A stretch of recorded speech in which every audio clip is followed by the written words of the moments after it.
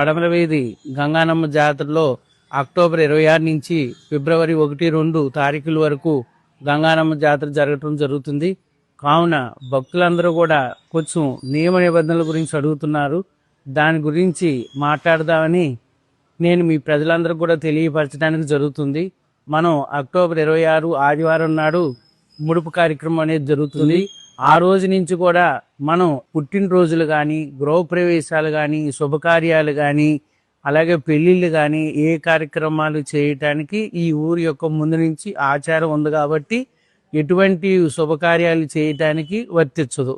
అలాగే పూజా కార్యక్రమాల్లో విశేషమైన వ్రతాలు, నోములు అనే కార్యక్రమాలు కూడా ఏమీ చేయకూడదు.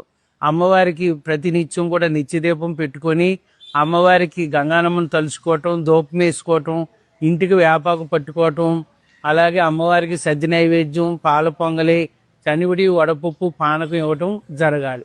అలాగే ఉద్యోగస్తులు కూడా అడుగుతున్నారు, మేము